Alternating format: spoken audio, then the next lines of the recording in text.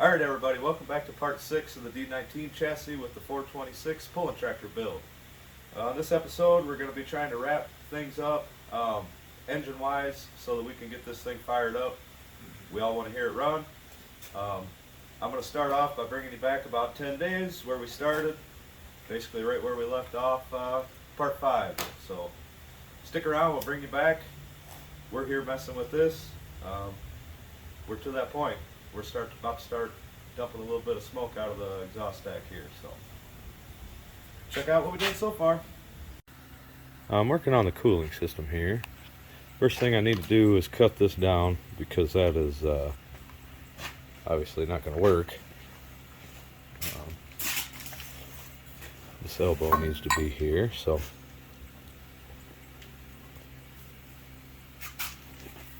I'm just going to take that off and cut it with the Sawzall. That is permanently installed. Feels good to have that done. Bring it down here. This is what we ended up with. A series of events, of course. These are 90-degree copper elbows. Same with over here. 90-degree copper elbows. Of course, this needed to be 2 inches longer, and I couldn't get one. So there's a little copper, you see the extra hose clamps there, there's a little copper nipple on there, just to give me that little bit of extension to make that loop around that balancer pretty well, perfectly. So that is the lower one. I'm happy with it. This is what it is. There's the top one. I actually found one that worked pretty well on there. Only problem, this was 2 1/4 outer diameter, and that was 1 3/4 inch. So basically there is just a piece of 1 3/4 inch hose slid over that coupling, and then this goes on top of that and claps down onto the hose and everything. It's kind of ways to work around everything, you know. This only took me 2 trips to town to get that. However, right here, this is the bypass for when your engine's warming up. The bypass comes here. You can't really see it. Hey, I got a light. Oh. I'm sorry here. Terrible camera. But anyway, it goes right there. And I don't know, for some reason I completely spaced the fact that needed to be hooked up. I was going to plug it with some freeze plugs, and in the middle of that I'm going, wait a minute, what am I doing? It's got a bypass. So anyway, I gotta go get hose for that. As you see back there, we've got the electric fan mounted in there. And I got a shipment today. I got this bad boy in the mail today. I ordered this, it was like 5 o'clock Friday evening, and it is now Monday morning. I mean, it was here at like 8:30. What this is,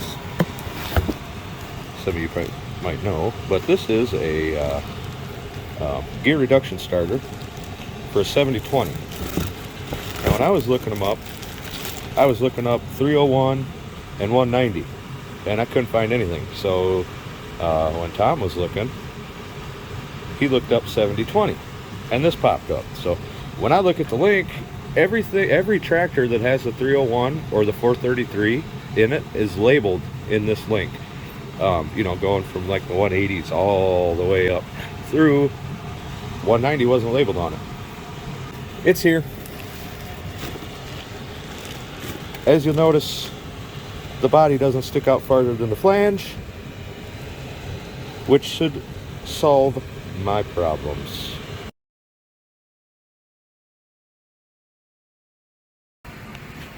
Here we go again. So, yeah. Anyway, I got that ring gear pounded off of there because this is off of a combine 301. I don't know which one, if it was that one or the one, I don't know which one. But anyway, either way, it has the right ring gear on it. So luckily I had a couple of these laying around, I was able to pick the one with the best ring gear on it, and now we're switching ring gears. There we go. Easy as that. See the difference? Now this really had me thrown off because when we built Tom's puller,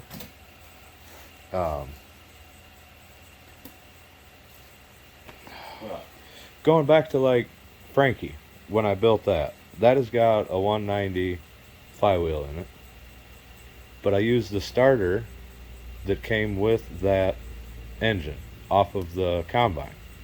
So then when we put Bob's 301-17 together out here,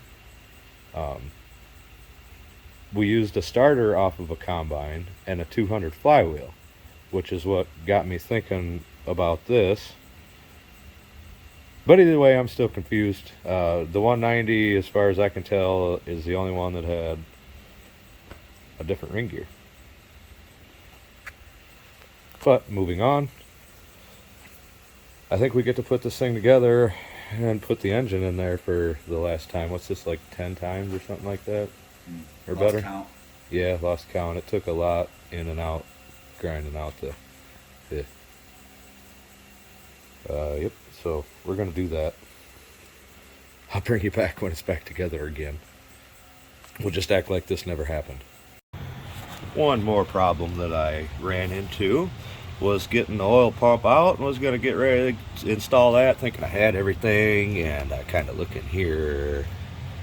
There's no innards in there. I know you can't see it, but there's no innards in it. Right here is where the pin would be that would hold. There's a spring in here and a plunger and another plunger, you know, and that's what controls your oil pressure. That's your oil pressure relief spring. And the innards are gone, so it won't build oil pressure like that. So unfortunately, I had to call this morning and get those parts ordered. Set me back a few more days on that, but I've got plenty of other stuff to keep myself busy. Bob got the brakes put together yesterday. They're pretty well ready to go back in. Got to do a little bit more cleaning inside of the chassis there. I'm working on gauges and stuff. I figured this is a good time to try this. I have no idea, guys. We're gonna find out together. Bring it right back. Got the console almost put back together. The temperature gauge obviously needs to go through it when it's in. And I'm not sure what I'm gonna put in this hole yet. I might just run an amp meter just to fill in the hole. I got a nice one over there that looks nice. I'm not sure if it works, but it looks good, so that's probably what I'll do with that. Over here, I've just got some preliminary wiring ran. Had everything marked. I ran out of wire to go back there, and I had to go shopping yesterday. Okay, this is what half a day of wiring will get you. Stuff took me forever yesterday to do this. The reason being not because I don't understand it, it's because I understand it too well. There, you know, anybody that knows low voltage wiring, there's 100 different ways that I could have wired this. And of course me, I've got to figure out each way and decide which way was the best. I got like 3 diagrams that I was writing down. That's what that looks like. If you look, I took that apart and I changed the numbers to a very specific date, in which in the next video, the unveiling video, I'll reveal all of that. But I took all of these, were crimped, soldered, and then heat shrink. Any of the connectors will heat shrink like that. Hopefully we don't rub on anything. I've got all the wiring done on the tractor, except for the connectors on the ends of these. And that's because I did all of this stuff and then I did get to this to make sure I knew where everything was going. So basically just plug and play at this point. You got to put a couple connectors on, like I said. But I'll get that up there. I'll show you guys what it looks like. There it is. Doesn't look too bad.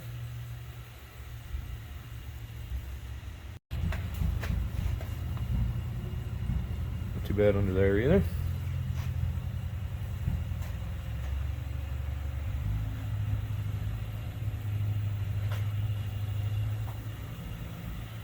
Have that off because got the little mini alternator in today. Also with that was a Steiner package. Got my 2 cowtails. This also came in the mail today. This is going to be my safety kill switch hooked to the boat, back of the tractor to kill fuel pump. It's just a marine tether switch. Be on a skidoo, jet ski, snowmobile, boat. Pretty simple, right? Thing I wanted to mention, I ordered that from Dennis Kurt, and they're one of the few companies that you order from that the return shipping just comes in the box. In case it isn't right, there you go. So there's that little mini alternator mounted up in there, partially. And there to be right. Fits in there about perfect. Some scrap metal that I had. So now I need a tensioner. And you kind of see from here to here, and well, that's going to be an odd shaped piece of metal. After digging through the scrap pile, do you guys see what I see?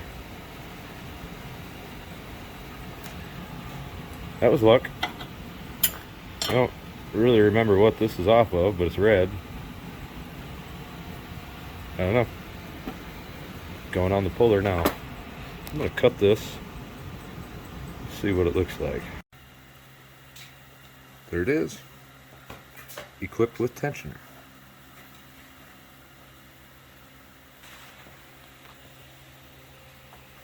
That cute little thing fits in there just perfectly, doesn't it?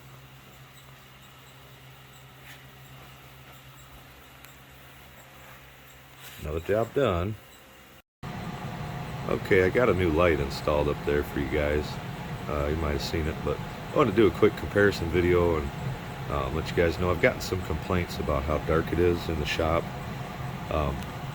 Right now this is on my phone, and this is the lighting that we usually work in. It's plenty for us. I mean, there is lights all over the place in here. That one just recently burned out. I got a 150 watt bulb for that one, and that one right there burned out a few days ago too. I gotta put new bulbs in. But what I'm getting at is we can see perfectly in here, but when I use a GoPro it looks terrible. So I'm just gonna switch you over and show you the difference in the same lighting. Then I'll turn the light on, and we'll see how well the GoPro picks it up. I don't know yet, so we'll see together. So like I said, here this is the same lighting. I can just tell on the little screen of the GoPro how much darker it is. Let's see what the light does though. How does that look? Is it better? Oh, now we get a glare at the top there. Look at that. I need like a shield over top of it or something. That's almost too bright. Well, I'll just have to pay attention to where I put you guys. So anyway, I hope that helps out. I hope it gives it a little bit better look. It's still dark back there. I don't know. This thing is odd when it comes to lighting. You got to have the best light for it. And hopefully the newer GoPros aren't like that, because it's about time for an upgrade, I believe. Testing the temperature gauge here. We're just right on 160, and up here it is reading just under 160.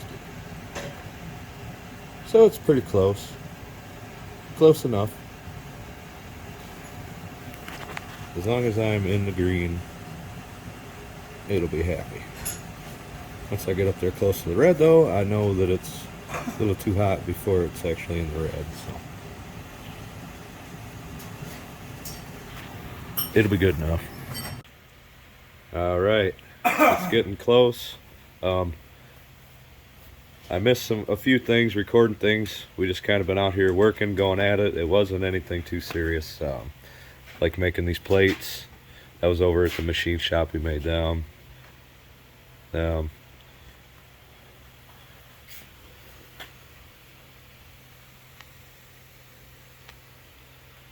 love that pipe. Intake we still need to cut off the right height. Had to weld that back together. Fuel system is all hooked up, working. That is installed. Brakes are in. Need a couple of parts yet for the brakes. Still need to cut the holes in the tin work for the stack and the intake there.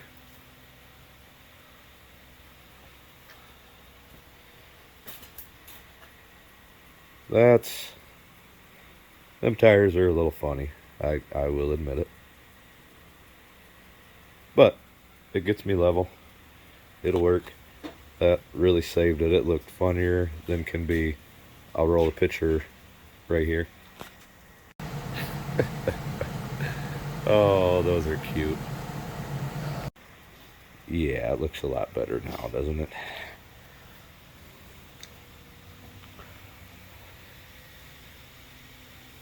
So, I'm gonna quit blabbing, and we're gonna see if we can't get some smoke to come out of there.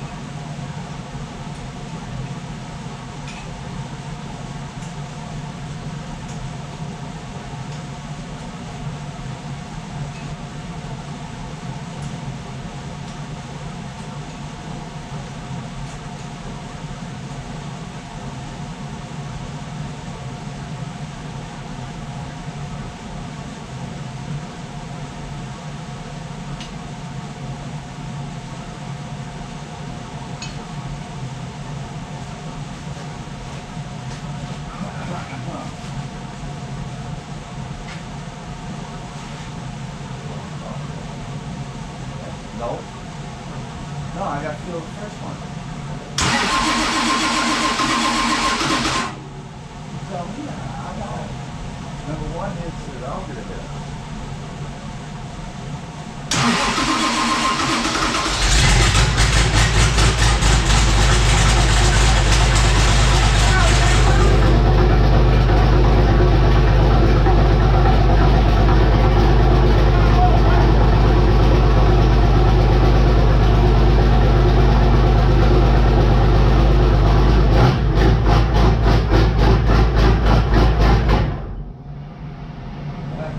I don't know.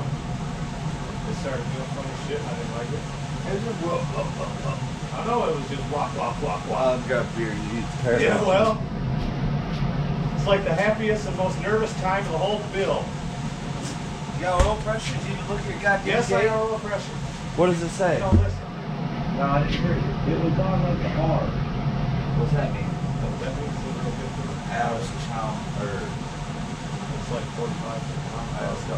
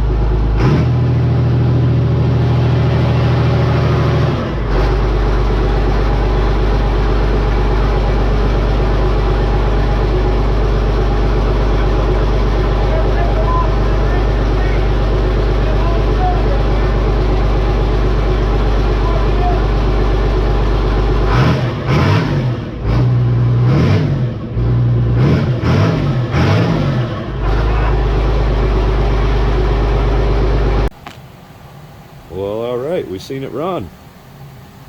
That was pretty awesome. We had a little blowout. That came off right there. We're gonna double it up. Stupid thing. I don't know, somehow Bob, he was standing over here and he didn't get Yeah, just a little bit. just a little bit.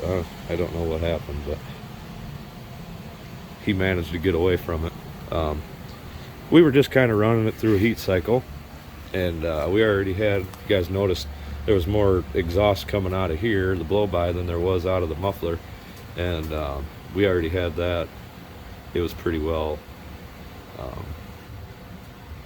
well, it was looking a lot better, let's put it that way. Once I get to work this thing and actually drive it around, you can tell the camera's shaking. It's a that blowout kind of got us. But anyway, this is where I'm going to call this a video. The next video, we're going to wrap everything up and we're going to take this thing for a drive, and I guess we'll call that the unveiling video. I'd like to thank everybody for watching. This has been a fun project, and it's been fun talking to everybody about it as I go along here, and everybody's interested in it, and I really appreciate that. And like I said, I just thank you much for watching, and I hope you guys are enjoying. Can't wait to see this thing pull. Hope to catch you on the next one, guys.